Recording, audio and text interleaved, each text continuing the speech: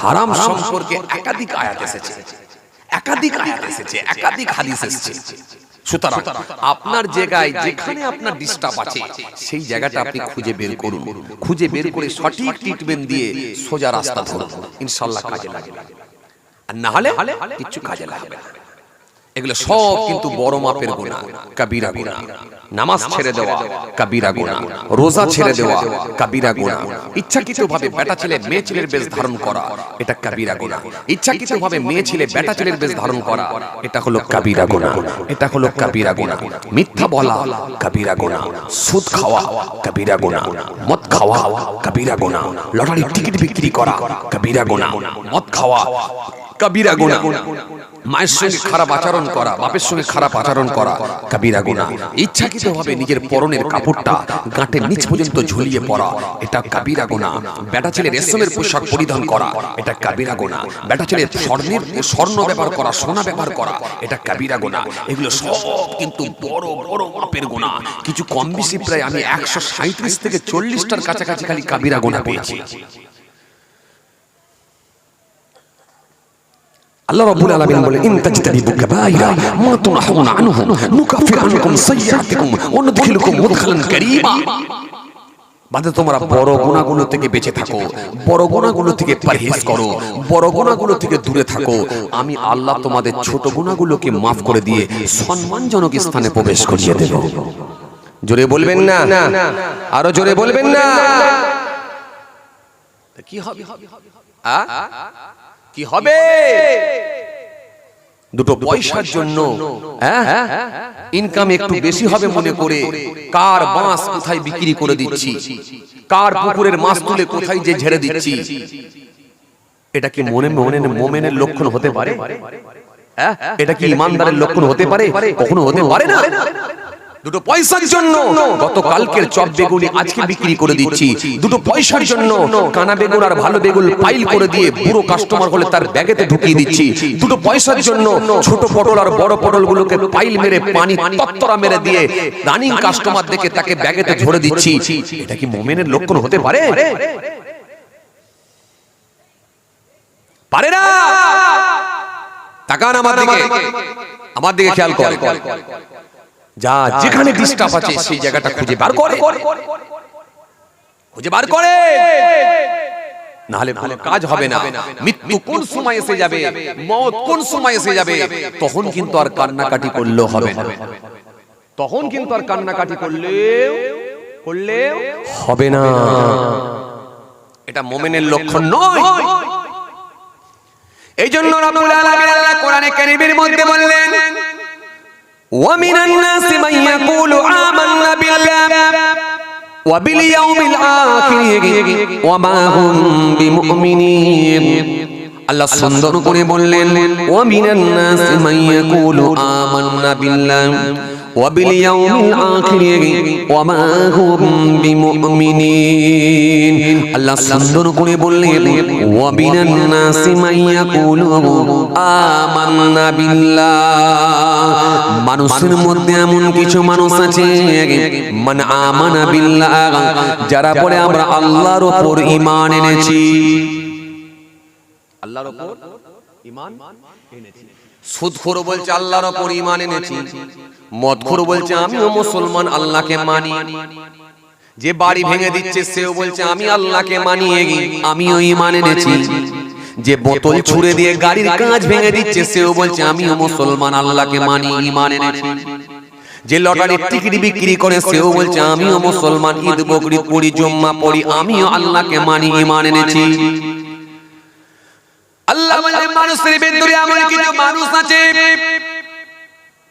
মানে আমানা বিল্লাহ, যারা বলে আল্লাহর উপর ঈমান এনেছে, মানে আমানা বিল্লাহি ওয়া বিল ইয়াউমিল আখির, যারা বলে পরকালের উপর ঈমান এনেছে, আখিরাতের উপর ঈমান এনেছে, ওরা বলবে আখিরাতের উপর ঈমান এনেছে, আল্লাহর উপর ঈমান এনেছে। কিন্তু আমি আল্লাহ বলছি ওমা হুম বিমুমিনিন, তারা কখনো মুমিন হবে না, তারা কখনো মুমিন নয়। আর আপনি নামাজ পড়ে দাঁড়িয়ে রেখে টুপি পরে জিকির করে যদি মুমিনের খাতায় না আসতে পারলেন, তাহলে বলুন তো আমার আল্লাহর কাছে আমরা গিয়ে কি মুখ দেখাবো ভাই?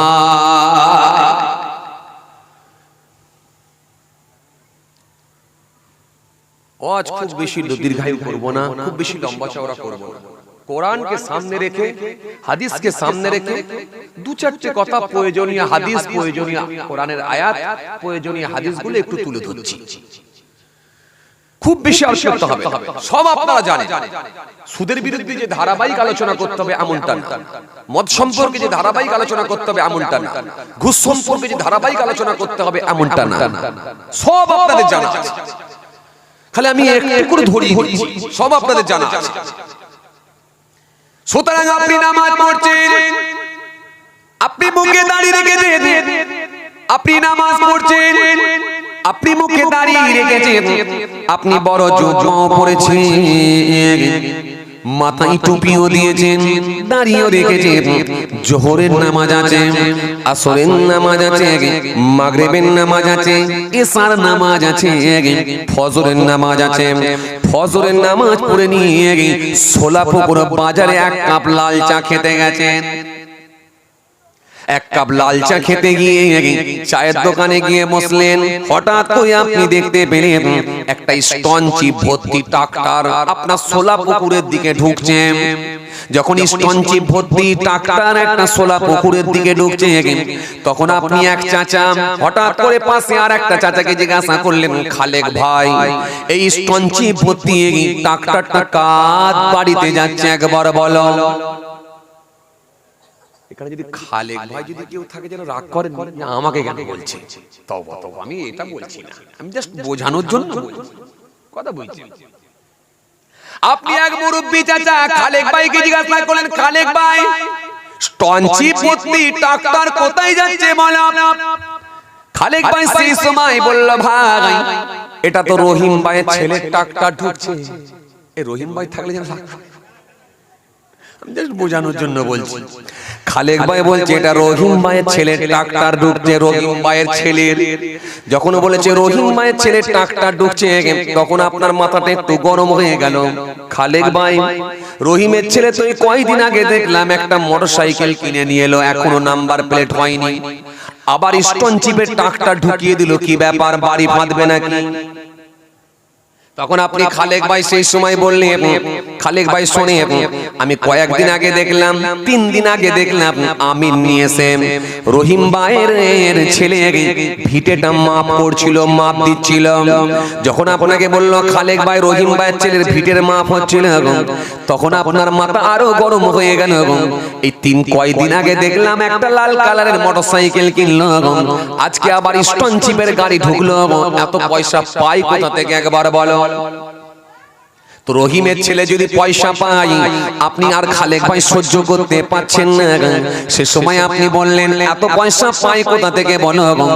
এখন তো ওর স্টনচিপ ঢুকে গেল, মানে বাড়ি করবে, অনেক খরচা, ওই একটা ছেলেই তো দেখছি কামাল করে দিচ্ছে, এত পয়সা কোথা থেকে পাচ্ছে একবার বলো, এত টাকা কোথা থেকে পাচ্ছে বলো, ও কোন কোম্পানির কাছে থাকে, কত টাকা ইনকাম করে, মান্থলি ওর বেতন কত করে, সব তথ্য আপনি এবারে খুঁজে খুঁজে খুঁজে খুঁজে বার করছেন।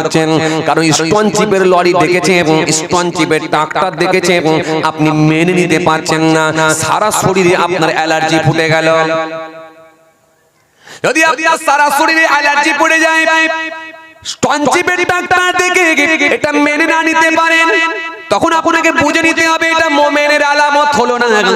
কেন ওর উন্নয়ন দেখলে আমি সহ্য করতে পারছি না, এটা আমার মুমিনের লক্ষণ হলো না, মুমিনের আলামত হলো না। সুতরাং ও যদি স্টনচিপ ঢুকে তো সমস্যা কোথায়, মেনে নিতে আমি কেন পাচ্ছি না। যদি একটা স্টনচিপ, একটা স্টনচিপ দেখে যদি সহ্য করতে না পারে, এখনো তো আপনাকে অনেক গাড়ি দেখতে হবে। এরপরে আসবে ইটের গাড়ি, তারপরে আসবে বালির গাড়ি, তারপরে আসবে সিমেন্টের গাড়ি, তারপরে আসবে রডের গাড়ি, তারপরে আসবে স্টনচিপের গাড়ি। চাচা আপনার কি সহ্য হবে বলে মনে হয়? কথা বলে একটু হবে না। তাহলে লাল চা খাচ্ছেন আর সমালোচনা করছেন, ও পয়সা কোথা থেকে পেল, কি করে করলো, কোম্পানির কাছে কত করে বেতন পাই, সব তথ্য যখন আপনি খুঁজে খুঁজে বার করছেন, আপনাকে মনে করতে হবে এটা মুমিনের লক্ষণ নয়।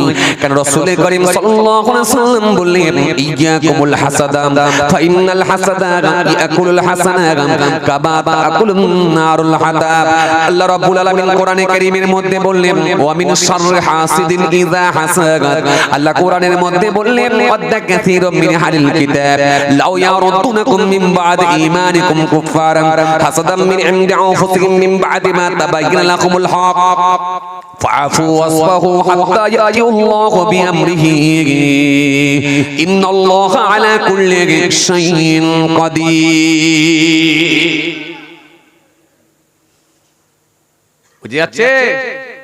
রাসূল করিম সাল্লাল্লাহু আলাইহি ওয়াসাল্লাম বললেন, ইয়াকুমুল হাসানা ফাইনাল হাসানা ইয়াকুলুল হাসানা কামা তাকুলুন নারুল হাতাব। আল্লাহ নবী বলে, হিংসা থেকে তোমরা বেঁচে থাকো, হিংসা থেকে তোমরা পরহেজ করো, হিংসা থেকে বেঁচে থাকো। কারণ আমি রাসূলুল্লাহ বলি, শোনো, আগুন যেমন কাঠকে খেয়ে নেয়, হিংসাও তেমন মানুষের আমলকে খেয়ে নেয়। তার ওর ইষ্টঞ্চি দেখলে যদি মেনে না নিতে পারে, ওর বাড়িতে একটু ভালো মন্দ রান্না হচ্ছে খবর পেয়ে যদি মেনে না নিতে পারে, 1 কিলো খাসির গোশত নিয়ে এসেছে যদি মেনে না নিতে পারে, মনে রাখবেন এটা মুমিনের লক্ষণ নয়, আলামত কিন্তু ভালো নয়। আপনার অন্তরে যদি হিংসা পরিপূর্ণ ঢুকে থাকে, তাহলে কিয়ামতের ময়দানে আমলের খাতা নাও থাকতে পারে। ওয়াজ কিছু বুঝে যাচ্ছে বাবা? আরে কথা বলে না? হ্যাঁ, তাহলে শুধু দাড়ি ছেড়ে দেবো আর বড় জুব্বা পরে ফেলবো, এই পর্যন্ত কিন্তু মুমিনের লক্ষণ নয়। বুঝে গেল? সার্বিক ভাবে টোটালটাই মেনে নেওয়া হলো, মেনে নেওয়ার নাম হলো ইসলাম। আপনাকে মুমিন যদি হতে হয়, টোটালটাই মেনে নিতে হবে। দলিল আগে দিয়েছি, উদখুলু ফিস সিলমি কাফা, আগে বলেছি। বুঝে গেল? হ্যাঁ, আর আল্লাহ এই জন্য বলে, ওয়ামা হুম বিমুমিনিন ওয়া মিনান নাসি মান ইয়াকুলু আমান্না বিল্লাহি ওয়া বিল ইয়াউমিল আখির ওয়ামা হুম বিমুমিনিন। যারা বলে, এমন কিছু মানুষ আছে যারা বলে আল্লাহর উপরে ঈমান এনেছি, আখিরাতের উপরে ঈমান এনেছি, কিন্তু আমি আল্লাহ বলছি ওয়ামা হুম বিমুমিনিন, তারা কিন্তু মুমিন নয়, মুমিন নয়। আসুন, তাহলে আমার বক্তব্য এটাই, আপনি 15 বছর নামাজ পড়ে, 15 বছর নামাজ পড়ে, আপনি 15 বছর নামাজ পড়ে, 18 বছর রোজা রেখে, 12 বছর দাঁড়ি রেখে ইবাদত যেন পানিতে না পড়ে যায়, ইবাদত যেন ডিলিট না হয়ে যায়, এটা আপনি মনে রাখুন, এটা আপনি মনে রাখুন। আমার দিনদার ইমানদার নেক আল্লাহওয়ালা ভাইরা, কোন সময় আল্লাহর ডাক এসে যাবে কেউ তো আমরা জানি যারা বলে জানি না, কোন সময় আল্লাহর ডাক এসে যাবে চলে যেতে হবে। আসুন, বেঁচে থাকতে থাকতে আমরা লাইনে চলে আসি। ভুল ত্রুটি থাকতে পারে, ভুল ত্রুটি অন্যায় থাকতে পারে, ত্রুটি মুক্ত মানুষ হওয়াটা খুব কঠিন ব্যাপার। আর গুনাহগার সবাই কম আর বেশি, গুনাহগার সবাই কম আর বেশি, আদম সন্তান মাত্রই গুনাহগার, আর গুনাহগারদের মধ্যে ওরাই উত্তম যারা নিজেদের গুনার কথা মনে করে, নিজেদের গুনার কথা মনে করে এক কাতরা চোখ দিয়ে পানি ঝরিয়ে আল্লাহর দিকে ফিরে এসেছে। আল্লাহ ইচ্ছা করলে তাদেরকে মাফ করে দিতে পারে। একটু জোরে বলেন না। বাবা, আপনি কি সারা রাত বাদাম খাবেন না কি গো? বাপরে বাপ, সে তো চলতিছে গাড়ি দেখছি। দিনের বেলা ভাত খাননি নাকি? যাক বাবা, এরকম করলে হয় না, সব খেয়ে ফেলবেন বাবা, শুধু বাদাম কেন, সবই খেয়ে ফেলবেন, যা দিচ্ছি সব খেয়ে ফেলবেন। খেয়ে ফেললে হবে না, রাখতে হবে, কথা ঠিক কিনা? একটু ঘরের জন্য নিয়ে যান। তাকান, খেয়াল করে, লক্ষ্য করে, কি বললাম? খেতে খেতে ওয়াজ শুনলে হয় না, কিছু দেখতে দেখতে ওয়াজ শুনলে হয় না, ধ্যানটা ওই দিকে চলে যায়, কথা ঠিক কিনা? আসুন, এগুলো আমরা যখন শ্রবণ করব, আমাদের মনোযোগ দিয়ে ধ্যান দিয়ে শ্রবণ করব, এগুলো সেগুলোকে বাস্তবায়ন করার চেষ্টা করব ইনশাআল্লাহ। এটা তো মুমিন হবে। তবেই তো ঈমানদার। তাসদিক বিল কল, কর বিল লিসান, আমাল বিল আরকান। মুখে স্বীকার, অন্তরে বিশ্বাস আর কার্যে পরিণত করা। আবার বলছি, ভুল ত্রুটি আমাদের থাকতে পারে, কিন্তু এই মাহফিলে যখন শুনবো তখন আমাদের অন্তরে একটা ভয় ঢুকে যাবে। আল্লাহ, আমি কি মুখ দেখাবো? আমার দ্বারাই তো এরকম অন্যায় হয়েছে। আল্লাহ, আজ থেকে আমি তোমার কাছে তওবা করে নিচ্ছি, এই মাহফিল থেকে তওবা করছি, যতদিন বেঁচে থাকবো ওই অন্যায়টা আর করবো না। যদি এইভাবে আমরা অনুতপ্ত হয়ে আল্লাহর দিকে ফিরে আসতে পারি, আমার দয়াময় দয়ার সাগর আল্লাহ নিশ্চয়ই তাকে মাফ করে দিতে পারে। জোরে বলেন না, আরো জোরে বলেন না। আল্লাহ তাকে মাফ করে দেবে। আর না হলে আমি যদি মনে করি আমি আমার জায়গায় ঠিক আছি, তাহলে কিন্তু লক্ষণ খুব খারাপ আছে। যদি মনে করি 150 বছর বাঁচবো, তাহলে অবস্থা খুব খারাপ হয়ে যাবে। যদি মনে করি 100 বছর বাঁচবো, অবস্থা খুব খারাপ হয়ে যাবে। ঘপ করে পড়বে আর মরবে। সাইকেল চালাতে চালাতে মরে যাচ্ছে, কথা ঠিক হচ্ছে? বলছি পড়ে গেল, খবর চলে এলো মরে গেছে। বাইক নিয়ে বেরোলো, বড় লরির সঙ্গে অ্যাক্সিডেন্ট করলো, খবর চলে এলো মরে গেছে। লোকে বলছে আরে বাবা এই তো গেল, আর খবর যে দিচ্ছে সে বলছে এই মরলো। পাগল করতে গেলে আমরা মাচায় বসে আছি, এই তো সামনে দিয়ে মোটর সাইকেল নিয়ে গেল। বলে আরে বাবা বলছি তো এই বেড়া চাপাই গিয়ে মরলো। আবার বলে তুই জানিস না, ভালো করে খবর লে, এই আমাদের চোখের সামনে। বলে বাবা আমি বলছি, তার কালো কালারের প্যান্ট ছিল, সাদা কালারের জামা তো। বলে হ্যাঁ। বলে এক্ষুনি সে অ্যাক্সিডেন্ট করে মরলো। খবর এসে যাবে, দেখো খবর চলে এলো। এরকম ঘটনা ঘটে না? ঘটে? ঘটে বলো, ঘটে না ঘটেনি? এটা অস্বীকার করার কোনো জায়গা নাই। তো আল্লাহ ডাইরেক্ট দিয়ে দিয়েছে, ডাইরেক্ট বলে দিয়েছে পালাবি কোথায়, পালাবি কোথায়, যাবার তো কোনো লাইন নাই। কোরআন তো স্পষ্ট ঘোষণা দিয়েছে। এত তরুণিয়া নওজোয়ান যুবকেরা, ইয়া মুরব্বিয়েরা, শুনে রেখে দে বাবা। এই জন্য রব্বুল আলামিন আল্লাহ পাক কোরআনে কারীমের মধ্যে সুন্দর করে বললেন, মিনহা খালাকনাকুম ওয়া ফিহা নুঈদুকুম ওয়া মিনহা নুখরিজুকুম তারাতান উখরা। আল্লাহ স্পষ্ট ঘোষণা দিয়ে বললেন, এই মৃত্তিকা থেকে, এই মাটি থেকে তোমাদের আমি আল্লাহ তৈরি করেছি, সৃষ্টি করেছি। আবার এই মাটিকে তোমাকে ফিরিয়ে দেওয়া হবে, আবার এই মাটি থেকে ফের তোমাদেরকে তুলে দাঁড় করানো হবে। পালাবি কোথায়? এখান থেকে বের তৈরি করেছি, এখানে ঢুকিয়ে দেব, আবার এখান থেকে ফের তুলবো। এছাড়া তোর 5 তলা বাড়ি, 5টা গাড়ি, 2টো পুকুর, 3টে মিল, কিছুই তোর থাকবে না, কিছুই তুই পাবি না, কিছু নিয়ে যেতে পারবি না। এই জন্য রব্বুল আলামিন আল্লাহ কোরআনের মধ্যে বললেন, ওয়ালা তামুতুন্না ইল্লা ওয়া আনতুম মুসলিমুন। তোমরা মুসলমান না হয়ে মরো না, মুমিন না হয়ে, মুসলমান না হয়ে মরো না। মরার আগে মুসলমান হয়ে যাও, মরার পরে আর মুসলমান হওয়ার জায়গা নাই। মরার আগে মুসলমান হয়ে যাও, মরার আগে গোসলের ফরজ জেনে নাও, মরার আগে ওযুর ফরজ জেনে নাও, মরার আগে নামাজ ধরে নাও, মরার আগে রোজা ধরে নাও, মরার আগে তোমাদের ঠোঁটগুলোকে ঠিক করে নাও, মরার আগে তোমাদের হাতগুলোকে সংযত করো, হাত দ্বারাই কোনো অন্যায় আর করো না। মরার আগে তোমরা তৈরি হও, মরার আগে মুসলমান হয়ে যাও। কিন্তু আমাদের সমাজে কিছু মানুষ আছে, দেখবে সুদের খাতায় নাম, ঘুষের খাতায় নাম, বিড়ির খাতায় নাম, লটারির খাতায় নাম, যাত্রার খাতায় নাম, ফাংশনের খাতায় নাম, মেরে নেওয়ার খাতায় নাম, হিংসার খাতায় নাম, অহমিকার খাতায় নাম, তোলাবাজির খাতায় নাম, মিথ্যার খাতায় নাম, ঘুষের খাতায় নাম, লোকের বাড়ি ভেঙে দেওয়ার খাতায় নাম, জমি বর্গা করে নেওয়ার খাতায় নাম। এমন কোন জায়গায় নাই তার নাম নাই। কিন্তু মৃত্যুর পরে সেই মানুষগুলোকে আমরা যখন গোসল দিই, সুন্দর করে তাদের জিন্সের প্যান্টটাকে আমরা কেটে দিয়ে খুলে দিয়ে গিয়ে আস্তে আস্তে তাদের বুক পকেট থেকে আমরা ম্যাচিসটা বের করে নিয়ে গিয়ে, সিগারেটের ঠোলটা বের করে নিই, বুক পকেট থেকে আমরা যখন বের করে নিয়ে গিয়ে তাদের সাদা শার্টটাকে আমরা আস্তে আস্তে খুলে নিই। খুলতে না পারলে বেলেট মেরে আস্তে আস্তে কাটি, যেন বান্দার কোনো কষ্ট না হয়। আস্তে আস্তে খুলে নিই, খুলে নিয়ে ওই মানুষটাকে আমরা আস্তে আস্তে আস্তে আস্তে খাটিয়ার উপরে চাগিয়ে শুইয়ে দিই। সুন্দর করে আমরা গোসল দিই, সুন্দর করে গোসল দিয়ে নিয়ে ও বাবাজি ডান দিকে একবার কাট করে দিই, বাঁ দিকে একবার কাট করি, পিঠের দিকে আমরা পানি দিয়ে ওযু বানিয়ে দিই, ওযু বানিয়ে দিয়ে সুন্দর তাদেরকে আমরা কাফন পরিয়ে দিয়ে সাদা কাফন পরিয়ে দিয়ে ও বাবাজি একটু আতর ছড়িয়ে দিয়ে কর্পূর ছড়িয়ে দিয়ে সুন্দর করে ছড়িয়ে দিয়ে সাদা কাফন জড়িয়ে দিয়ে ওই মানুষটাকে আমরা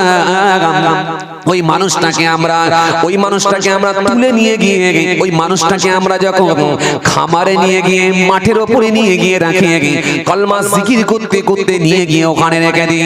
দামি কোম্পানি একটা হুজুরকে নিয়ে, দামি কোম্পানি একটা মাওলানাকে ভাড়া করে নিয়ে আসে, দামি কোম্পানি একটা হুজুরকে ভাড়া করে নিয়ে আসে। হুজুর আমার আব্বার একটু জানাজাটা পড়িয়ে দেন, হুজুর আমার বড় ভাইয়ের একটু জানাজাটা পড়িয়ে দেন, দাদুর একটু জানাজাটা পড়িয়ে দেন, যাতে করে মনে মনে ভাবি স্ট্যাম্মার কাছে দামি কোম্পানি আছে, একে নিয়ে মনে হয় জানাজাটা পড়ালে তাড়াতাড়ি জান্নাতে ঢুকবি। কিন্তু না না না না, যাকে নিয়ে তুমি জানাজার নামাজ পড়াও না কেন, লোকটা যদি বেঈমান হয়ে মরে, যত সুন্দর করে যদি কাফন পরাও না কেন, যত সুন্দর করে আতর লাগাও, যত সুন্দর করে তোমরা কর্পূর ছড়িয়ে দাও, যত সুন্দর করে তোমরা গোসল দাও না কেন, এই দামি কোম্পানি হুজুর নিয়ে যদি গোসল দাও কেন কেন, লোকটা যদি বেঈমান হয় মল্লি তার আযাবের ফেরেশতা এসে হাজির হয়ে যাবে। কালেমা জিকির করতে করতে যায়, ও বাবাজি আমার ভাইরা, কালেমা জিকির করতে করতে গিয়ে দোয়া পড়ে আস্তে আস্তে যখন কবরে রেখে দেয়া হয়, আহারে কোরআনের আয়াত পড়তে পড়তে যখন তার বুকের উপরে মাটি চাপা দেয়া হয়, লোকে মনে মনে ভাবছে দামি কোম্পানি হুজুর নিয়ে মনে হয় জানাজা পড়ানো হয়েছে, আর মনে হয় কোনো সমস্যা হবে না। কিন্তু না না না না, এরকম বেঈমান লোককে আমার আল্লাহ ছাড়বেন না। এই বেঈমান লোকের কবরে আযাবের ফেরেশতা এসে হাজির হয়ে যাবে।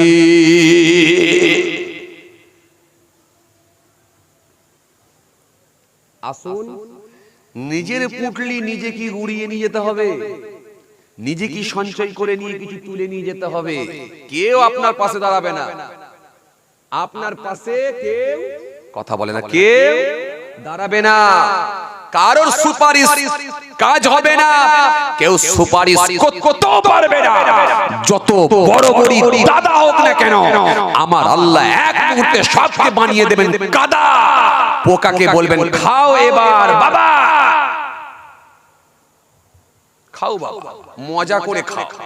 ও ছাতি অনেক বড় করেছে, 56 ইঞ্চি ছাতি দিয়েছে, খালি লোকের মেরে 56 ইঞ্চি, লোকের মেরে নিয়ে 48 ইঞ্চি ছাতি করেছে। আরামের সঙ্গে পোকা খাও। আসুন, ভুল বুঝবেন না, রাগ করবেন না, বোঝার চেষ্টা করুন। এই জন্য রব্বুল আলামিন আল্লাহ কোরআনে কারীমের মধ্যে বললেন, কুল্লু নাফসিন যায়িকাতুল মাউত সুম্মা ইলাইনা তুরজাউন। আল্লাহ স্পষ্ট ঘোষণা দিলেন, সুন্দর করে আমার আল্লাহ জানিয়ে দিলেন, কি বললেন, প্রত্যেকটা প্রাণী মাত্র মৃত্যুর স্বাদ গ্রহণ করবে, কেউ মৃত্যুর হাত থেকে রেহাই পাবে না। সুম্মা ইলাইনা তুরজাউন, তোদেরকে তো আমার কাছে প্রত্যাবর্তন করতে হবে, আমার কাছে ফিরে আসতে হবে। পালাবার কোনো, জোরে বলে, পালাবার কোনো রাস্তা না। কোরআন স্পষ্ট ঘোষণা দিয়েছে, আইনামা তাকুনু ইদরিকুমুল মাউত ওয়ালাউ কুনতুম ফি বুরুজিন মুশাইয়াদা। মৃত্যুর ভয়েতে যেখানে পলায়ন করো না কেন। আমার পূর্বে ইমাম সাহেব মৃত্যু নিয়ে আলোচনা করছিল না, তাই আমার ওই বললাম না, মৃত্যু নিয়ে আলোচনা করছে, খুব গুরুত্বপূর্ণ সাবজেক্ট, তাই একটু মৃত্যুটাকে আমি টেনে নিয়ে এলাম। আল্লাহ স্পষ্ট ঘোষণা দিয়ে বললেন, মৃত্যুর হাত থেকে যেখানে পলায়ন করো না কেন, সুদরা বুরুজের মধ্যে গিয়ে, মজবুত কেল্লার মধ্যে গিয়ে, লোহার সন্দুকের মধ্যে গিয়ে যদি আত্মগোপন করো, আমি আল্লাহ বলি মৃত্যুর হাত থেকে রিহাই, জোরে বলো, রিহাই পাবে না। আপনারা মাইকেল জ্যাকসন নাম শুনেছেন? আরে কথা কয় না। মাইকেল জ্যাকসন নাম শুনেছেন? বেঁচে ছিল কত বছর বলুন তো? বলে হুজুর তা তো জানিনি, এটা জানি। ঠিক আছে, সমস্যা নেই, নাই জানতে পারেন, কত খোঁজ খবর রাখবেন, কথা বলেন, কত খোঁজ খবর রাখবেন, কত খোঁজ খবর রাখবেন। সংসারী মানুষ ছেলের খবর রাখছেন, মেয়ের খবর রাখছেন, জামাইয়ের খবর রাখছেন, বউয়ের খবর রাখছেন, প্রতিবেশী খালেক ভাই, মালেক ভাই, সত্তার ভাই কেমন আছে সকালে তাদের খোঁজ খবর রাখছেন, কার ব্যবসা কেমন যাচ্ছে, লেনদেন কেমন হচ্ছে সেই খোঁজ খবর রাখতে হচ্ছে। আবার কোথাও প্লেন ভেঙে পড়ে যাচ্ছে সেই খোঁজ খবর একটু রাখছেন। আবার কোথায় আপনার মারামারি চলছে সেই খবরও রাখতে হচ্ছে। কোথাও মিছিল চলছে সেই খবরও রাখতে হচ্ছে। আবার গ্রামে জলসা সেই চাঁদা তুলতে হচ্ছে, সেই খোঁজ খবর রাখতে হচ্ছে। কে দান দিল কে দিল না, এখনো কার কাছ থেকে পয়সা আসে না সেই খোঁজ খবর রাখতে হচ্ছে। তো কত খোঁজ খবর রাখবেন? আবার মাইকেল জ্যাকসন কত বছর বেঁচে ছিল এই খবরও রাখতে হবে। আসেন, এই তাকান, খেয়াল করেন, বাঁচতে চেয়েছিল তিনি 150 বছর। কত বছর? 150 বছর। আল্লাহ বাঁচিয়ে রেখেছিলেন মাত্র কত বছর? 49 বছর। লোকটা কে ছিল জানেন? ভদ্রলোক কে ছিল একটু শুনে নেন। এই মাইকেল জ্যাকসন কে ছিল? মাইকেল জ্যাকসন ছিলেন একজন বিখ্যাত ব্যক্তি। তিনি মস্ত বড় একজন ড্যান্সার ছিলেন, মস্ত বড় একজন সিঙ্গার ছিলেন, মস্ত বড় একজন ড্যান্সার ছিলেন। এই মাইকেল জ্যাকসনের নাম গোটা পৃথিবীর মানুষ জানে, যার জনপ্রিয়তা গোটা পৃথিবী জুড়ে, যাকে চেনে গোটা পৃথিবীর মানুষ, যার ফলোয়ার গোটা পৃথিবী জুড়ে, যার জনপ্রিয়তা গোটা পৃথিবী জুড়ে, যাকে গোটা পৃথিবীর মানুষ চেনে, তার নাম হলো মাইকেল জ্যাকসন। এই মাইকেল জ্যাকসন কে ছিল জানে? মাইকেল জ্যাকসন একজন মস্ত বড় ড্যান্সার ছিলেন, মস্ত বড় ড্যান্সার ছিলেন, সিঙ্গার ছিলেন। এই মাইকেল জ্যাকসন কে ছিল জানে? তিনি একজন পশু প্রেমী ছিলেন। আপনাদের জানা আছে মাইকেল জ্যাকসন মস্ত বড় তিনি একজন পশু প্রেমী ছিলেন। আপনাদের জানা আছে 1982 সালে টেক্সাস রিসার্চ সেন্টার থেকে তিনি একটা শিম্পাঞ্জি ক্রয় করেছিলেন। ওই শিম্পাঞ্জিটার নাম ছিল বাবু সোনা। বাবু সোনাকে তিনি এত ভালোবাসতেন যে বেডরুমে তিনি, যে রুমেতে তিনি ঘুমাতেন, ওই বেডরুমে তিনি তার শিম্পাঞ্জিকেও থাকতে দিতেন, সেখানে ঘুমাতো। মাইকেল জ্যাকসন যে টয়লেটটা ব্যবহার করতেন, ওই টয়লেটটা বাবু সোনাও ব্যবহার করত। মাইকেল জ্যাকসন যে বিছানায় ঘুমিয়ে থাকতেন, ওই বিছানাতে ওই ঘরে শিম্পাঞ্জিকেও তিনি রাখতেন। মাইকেল জ্যাকসন যে টয়লেটটা ব্যবহার করতেন, ওই টয়লেটটা বাবু সোনাও ব্যবহার করত। মাইকেল জ্যাকসন বাবু সোনার জন্য খাবারের ব্যবস্থা করে দিয়েছিলেন। বাবু সোনাকে মাইকেল জ্যাকসনে বড় ভালোবাসতেন, যার নাম হলো বাবু সোনা, একটা শিম্পাঞ্জি। এই শিম্পাঞ্জির নাম দিয়েছিলেন বাবু সোনা। বাবু সোনাকে তিনি এত ভালোবাসতেন, ওই বাবু সোনা মাইকেল জ্যাকসনের ছোট ছোট কাজগুলো করে দিত। কখনো কখনো বাবু সোনা মাইকেল জ্যাকসনের জন্য তার জুতোটা নিয়ে এসে দিত, বুটটা নিয়ে এসে দিয়ে দিত। কখনো কখনো মাইকেল জ্যাকসনের জন্য বাবু সোনা তার কোটটা নিয়ে এসে দিত। কখনো কখনো মাইকেল জ্যাকসনের জন্য বাবু সোনা তার শার্টটা এনে দিত। এরকম ছোট খাটো প্রয়োজনীয় কাজগুলো করে দিত বাবু সোনা। বাবু সোনা যখন বড় হয়ে গেল, অর্থাৎ শিম্পাঞ্জি যখন বড় হয়ে গেল, হিমস্র হয়ে উঠল, ওই সময় মাইকেল জ্যাকসন ওই শিম্পাঞ্জিটিকে একটি চিড়িয়াখানায় দিয়ে দিয়েছিলেন। চিড়িয়াখানায় দিয়ে দেবার ফলে তখন মাইকেল জ্যাকসনের বয়স ছিল 42 বছর। মাইকেল জ্যাকসন খুব মিস করতে, মনটা বড় খারাপ হয়ে গিয়েছিল, কারণ আমি যাকে ভালোবাসতাম শিম্পাঞ্জি বাবু সোনা, সেই বাবু সোনা এখন আর আমার পাশে নাই। মাইকেল জ্যাকসন ওই শিম্পাঞ্জিকে, ওই বাবু সোনাকে নিয়ে তিনি একটি চিড়িয়াখানায় তিনি দিয়ে দিয়েছিলেন। এই মাইকেল জ্যাকসনের যদি আপনি তথ্য নিয়ে দেখেন আপনি অবাক হয়ে যাবেন। মাইকেল জ্যাকসন তিনি একটা বাবাজি আমার ভাইরা, তিনি স্পাইডারম্যানের চরিত্রে অভিনয় করার জন্য স্টারনিকে গিয়ে প্রস্তাব দিয়েছিলেন। স্টারনি সেটা নাকচ করে দিয়েছিলেন, ফলে তিনি স্পাইডারম্যানের চরিত্রে অভিনয় করতে পারেননি। এই মাইকেল জ্যাকসন কি ছিল? এই মাইকেল জ্যাকসন একটা গেম তৈরি করেছিলেন, যে গেমের মধ্যে একটা ভিলেন বানিয়েছিলেন। ভিলেনটার নাম ছিল মিস্টার বিগ। মিস্টার বিগের কাজ ছিল বাবাজি ছেলে কিডন্যাপ করা, আর মাইকেল জ্যাকসনের কাজ ছিল ওই ছেলেগুলোকে উদ্ধার করা। এটাই হলো গেমের স্টোরি। এই মাইকেল জ্যাকসন একটা গেম তৈরি করেছিলেন, এই গেমের মধ্যে একটা ভিলেন বানিয়েছিলেন যার নাম হলো মিস্টার বিগ। এই মাইকেল জ্যাকসন কে ছিল শুনে রেখে দিন, জেনে রেখে দিন। 1987 সালে মাইকেল জ্যাকসন একটা অ্যালবাম তৈরি করেছিলেন, যে অ্যালবামটা বানাতে খরচ লেগেছিল 3 কোটি টাকা। মাইকেল জ্যাকসন কে ছিল শুনে, মাইকেল জ্যাকসনকে সারা বিশ্বের মানুষ চিনে। মাইকেল জ্যাকসনের শরীরের কালার ছিল ডার্ক বর্ণের, ফলে ডার্ক বর্ণের হওয়ার কারণে তিনি বারবার বিদেশে গিয়ে, আমেরিকায় গিয়ে, ফ্রান্সে গিয়ে, ব্রিটেনে গিয়ে, বিভিন্ন পাশ্চাত্য দেশেতে গিয়ে তিনি তার শরীরটাকে বারবার তিনি সার্জারি করিয়েছিলেন। সার্জারি করাবার ফলে আস্তে আস্তে দেখা যায় মাইকেল জ্যাকসনের চেহারাটা এক অদ্ভুত হয়ে গিয়েছিল।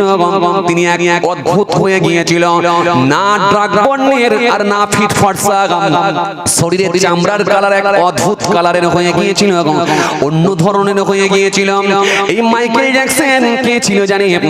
এই মাইকেল জ্যাকসন তিনি ডার্ক বর্ণের হওয়ার কারণে তিনি পিতাকে লুকিয়ে রেখে সাদা বর্ণের দুটো মানুষকে তিনি বেছে নিয়েছিলেন। প্রচুর টাকা অর্থ দিয়ে দুটো সাদা বর্ণের মানুষ, সাদা চামড়ার মানুষকে তিনি ঠিক করেছিলেন, যাদেরকে তিনি পিতা মাতা বলে পরিচয় দিয়েছিলেন। পরিচয় দিয়ে মাইকেল জ্যাকসন তিনি সার্জারি করিয়ে সাদা বর্ণের হতে চেয়েছিলেন। এই মাইকেল জ্যাকসন কে ছিল জানেন? আপনি অবাক হয়ে যাবেন। এই মাইকেল জ্যাকসন, ও বাবাজি আমার ভাইরা শুনে রেখে দিন, এই মাইকেল জ্যাকসন কে ছিল জানেন? আপনাদের জানা আছে মাইকেল জ্যাকসন একটা ফার্ম হাউস তৈরি করেছিলেন, যে ফার্ম হাউসের মধ্যে একটা পার্ক বানিয়েছিলেন, চিড়িয়াখানা বানিয়েছিলেন। তৎকালীন সময় ওই চিড়িয়াখানা পার্ক বানাতে মাইকেল জ্যাকসন তিনি খরচ করেছিলেন বাবাজি আমার ভাইরা 10 থেকে 30 মিলিয়ন ডলার। এই মাইকেল জ্যাকসন মারা যাবার পরে যখন ওই ফার্ম হাউসটা বিক্রি করা হয়, ওই ফার্ম হাউসটা বিক্রি করার সময়তে 100 মিলিয়ন দাম দেওয়া হয়, 100 মিলিয়ন দাম দেওয়া হয়, কিন্তু ওই দামে আর কেউ কিনতে চায় না। পরে সেটাকে 30 মিলিয়ন ডলারে বিক্রি করে দেওয়া হয়, কারণ পার্কের জনপ্রিয়তা কমে যায়। পার্কের জনপ্রিয়তা কমে যায়। মাইকেল জ্যাকসন মারা যাবার পর পার্কের জনপ্রিয়তা, পার্কে আর মানুষ যায় না। আস্তে আস্তে আস্তে আস্তে ওই পার্কে মানুষ না যাওয়ার কারণে পার্ক বন্ধ হওয়ার মুখে, তাই সেটা বিক্রি করে দেওয়ার সিদ্ধান্ত নেয়। 30 মিলিয়ন ডলারে সেটা বিক্রি করে দেওয়া হয়। এই মাইকেল জ্যাকসন কে ছিল শোনেন, ও বাবাজি আমার ভাইরা আপনাদের জানা আছে 1987 সালে পেপসির দুর্ঘটনায় মাইকেল জ্যাকসনের মাথার চুল পড়ে গিয়েছিল। ওই চুলকে সংরক্ষণ করে রেখে বিএসএন 3টে হিরে তৈরি করেছিল, যার এক একটা 3টে হিরে তৈরি করেছিল, যার এক একটা মূল্য হলো $2 লক্ষ। এই মাইকেল জ্যাকসন কে ছিল শুনে রেখে দিন, আপনি অবাক হয়ে যাবেন। মাইকেল জ্যাকসন কে না চেনে? মাইকেল জ্যাকসন কে সারা পৃথিবীর মানুষ চেনে, সারা পৃথিবীর মানুষ মাইকেল জ্যাকসন কে চেনে, যার ফলোয়ার গোটা পৃথিবী জুড়ে, যার জনপ্রিয়তা গোটা পৃথিবী জুড়ে, গোটা পৃথিবীর মানুষ মাইকেল জ্যাকসন কে চেনে। কিন্তু এই মাইকেল জ্যাকসনের শেষ স্বপ্ন ছিল আমি 150 বছর বাঁচবো। বাঁচতে চেয়েছিল 150। আল্লাহ বললেন পাকামো আর করো না, তাড়াতাড়ি তুমি চলে এসো। আমি সংক্ষেপে একটু বুঝাচ্ছি যে ভদ্রলোকটা কে ছিল, কে ছিল বুঝতে পারছেন? যে একটা অ্যালবাম তৈরি করতে খরচা হয়েছিল 3 কোটি টাকা খরচ। 3 কোটি টাকা, 3 কোটি টাকা। বাঁচতে চেয়েছিল কত বছর? কথা বলে না, কত বছর? 150। আল্লাহ বলে আর পাকামো করুনি, অনেক করেছো, চলে এসো। বাঁচতে চেয়েছিল 150, আল্লাহ বলে চলে এসো, চলে এসো। এই মাইকেল জ্যাকসন তিনি বাঁচতে চেয়েছিলেন 150 বছর। 150 বছর বাঁচার জন্য কি না তিনি করেছিলেন? 12 জন ডক্টরকে সর্বসময় তিনার কাছে নিয়োজিত ছিল। 12 জন ডক্টরকে তিনি পয়সা দিয়ে, অর্থ দিয়ে সর্বসময় তিনি তিনার কাছেতে রেখেছিলেন। মাইকেল জ্যাকসন যে খাবারগুলো খেতেন, ওই খাবারগুলো ল্যাবে টেস্ট করানো হতো। মাইকেল জ্যাকসনের সঙ্গে যদি কেউ সাক্ষাৎ করত, তার হাতেতে গ্লাভস পরে থাকতে হতো, মুখে মাস্ক পরে থাকতে হতো। অক্সিজেন কেবিনে তিনি ঘুমাতেন। বাবাজি আমার ভাইরা, মাইকেল জ্যাকসন যে বেডে ঘুমিয়ে থাকতেন, সাধারণ বেড নয়। এই মাইকেল জ্যাকসনে বাঁচার জন্য তার খাবারগুলোকে ল্যাবেতে টেস্ট করানো হতো। শুধু তাই নয়, এই মাইকেল জ্যাকসন কে ছিল জানেন? বেঁচে থাকার জন্য তিনি হৃৎপিণ্ড, হার্ট, কিডনি, লিভার সব পার্টস গুলোকে তিনি এক এক করে কিনে ফেলেছিলেন। অর্থ দিয়ে তিনি পার্টস গুলোকে সব কিনে রেখেছিলেন। যার নাম হলো লিভার, যার নাম হলো কিডনি, যার নাম হলো হৃৎপিণ্ড, যার নাম হলো হার্ট। এরকম শরীরের যে পার্টস গুলো আছে, মানুষের মধ্যে যে পার্টস গুলো আছে, এই পার্টস গুলোকে তিনি অর্থ দিয়ে, টাকা দিয়ে কিনে ফেলেছিলেন। ভদ্রলোকটা কে ছিল বুঝে যাচ্ছে কিছু না? বুঝতে পারেন? বুঝতে পারছেন? হ্যাঁ, আমরা মনে করি ও পয়সাওয়ালা, পয়সা, ও কি পয়সা করেছে? খেপা, পৃথিবীর দিকে তাকাও। তুমি তো কূপে আছো, কুয়ায় আছো। সাগরের দিকে তাকাও, সাগরের ভেতরে কত প্রাণী আছে জানো? তুমি তো শুধু দেখেছো তোমার এলাকায় ল্যাটা মাছ দেখেছো, আর তোমার এলাকায় তুমি কি বলে কাতলা মাছ দেখেছো। তুমি তো পুকুরে তাকিয়ে আছো, সাগরে দেখো, সাগরের দিকে তাকো। বোয়াল মাছ পাবে, তিমি মাছ পাবে, হাঙর পাবে, কুমির পাবে, সব সাগরের দিকে তাকাও, তবে তো বুঝতে পারবে। আমরা মনে করি ওর অনেক পয়সা। হ্যাঁ, তাকান। এই ছেলে, তোমরা দাঁড়িয়ে কেন? বসো না বাবা, বসে পড়ো, বসো। তোমরা আমার ভালো ভাই, বসো, বসে পড়ো, বলো আমার পালাই। এই ছেলে, তাকান, খেয়াল করেন, লক্ষ্য করেন। হ্যাঁ, 12 জন ডক্টরকে পয়সা দিয়ে কিনে রেখেছিলেন, খালি শরীরের ট্রিটমেন্ট করার জন্য। প্রেসার দেখবে, হার্ট দেখবে ঠিক আছে কিনা, কথা বুঝতে পারছেন না? কিডনি চেক করবে মাঝে মাঝে, হ্যাঁ ঠিক আছে কিনা। লিভার তার চেক করে দেখবে ঠিক আছে কিনা, সুগার উঠেছে কিনা। খালি টেস্ট করবার জন্য সর্বসময় তাকে তার নিজে বেঁচে থাকার জন্য, নিজে বেঁচে থাকার জন্য তার উপরে যদি কোন খাবার দেওয়া হতো, সেই খাবারগুলোকে ল্যাবে টেস্ট করানো হতো। কি খাবার খাচ্ছি, খাবারে কোনো ভেজাল আছে কিনা, কোনো গন্ডগোল আছে কিনা, কেউ কিছু মিস করে দিয়েছে কিনা, সব ল্যাবে টেস্ট করানো হতো। 12 জন ডক্টর। শেষে বললাম আমার লাংস খারাপ হতে পারে, হৃৎপিণ্ড খারাপ হতে পারে, হার্ট খারাপ হতে পারে। যদি খারাপ হয়ে যায় কি হবে? এই জন্য তিনি কি করলেন? সব টাকা দিয়ে আস্তে আস্তে কিনে ফেললেন, সব কিনে ফেললেন।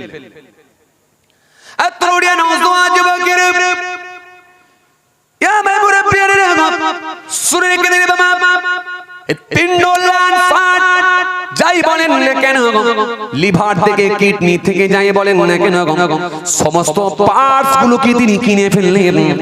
অর্থ দিয়ে, টাকা দিয়ে সমস্ত পার্টস গুলোকে তিনি কিনে ফেললেন। আপনারা মাঝে মাঝে পার্টস চেঞ্জ করেন কি করেন আপনারা ভাবেন হুজুর আমরা আবার কবে পার্টস পাল্টালাম? না, ওই পার্টসের কথা বলি না, হৃৎপিণ্ডের কথা বলি না, লিভারের কথা বলি না। আমি আপনাদের বলছি, আপনাদের মোটরসাইকেলের পার্টস মাঝে মাঝে পাল্টান কিনা? কথা বলেন না, পাল্টান না? এই চেন কভারটা একটু গন্ডগোল হচ্ছে, পাল্টে দাও বলেন না? আরে কথা বলেন না কেন? ক্লাচ প্লেটটা একটু পাল্টে দাও বলেন না? মাঝে মাঝে 4 চাকা গাড়ির পার্টস গুলো আপনারা পাল্টান, 2 চাকা গাড়ির পার্টস গুলো পাল্টান। উনি চেয়েছিল আমার যদি কোনো পার্টস খারাপ হয়ে যায়, ওইগুলোকে আমি পাল্টে দেব। পাল্টে দেওয়ার জন্য তিনি মাল স্টকে রেখে দিয়েছেন। ডাক্তারও রেডি, কথা বুঝছেন? যিনি অপারেশন করবেন তিনিও রেডি, সব রেডি করে রেখেছে। কিন্তু জীবনের শেষ রাত হয়ে গেল। 49 বছরের বয়সে 49-এর কোটায় যখন গিয়ে পৌঁছালেন, হঠাৎ করে রাতের অন্ধকারে তিনি ঘুমিয়ে আছে। শ্বাসকষ্ট শুরু হয়ে গেল, শ্বাসকষ্ট। কি কষ্ট! আল্লাহ বলছে এবারে ওঠো। শ্বাসকষ্ট। আল্লাহ বলছে এবারে ওঠো, অনেক করেছো এবারে ওঠো, চলছে তোমার শ্বাসকষ্ট, এবারে তুমি ওঠো। ডক্টর গুলো এসে হাজির হয়ে গেল, দেখে বুঝতে পারলাম একে ইমিডিয়েট দেরি না করে বড় হসপিটালে রেফার করতে হবে, বড় হসপিটালে দিতে হবে। বড় হসপিটালে ট্রিটমেন্টের জন্য গিয়ে যখন দিয়ে দেয়া হলো, ওই রাতেই মাইকেল জ্যাকসন মারা গেল। ও বাবাজি আমার ভাইরা, নাম ছিল তার মাইকেল জ্যাকসন। আজরাইল ফেরেশতা এসে গেলে, আল্লাহ বললেন এ আজরাইল দাও নিয়ে যাও, এর নাম হলো মাইকেল জ্যাকসন, করে দেবো আমি আল্লাহ এবারে ভ্যাকসিন। নাম হলো তার মাইকেল জ্যাকসন, দিচ্ছি এবারে ভ্যাকসিন। এমন ভ্যাকসিন দেওয়া হলো 49 বছর বয়সী এরকম একজন বিখ্যাত মানুষ মৃত্যুর কোলে ঢলে পড়ল, মৃত্যু মুখে পতিত হলো, মৃত্যুর কোলে চলে গেল বাবাজি ভাইরা, কিন্তু মৃত্যুর হাত থেকে বাঁচতে পারে না।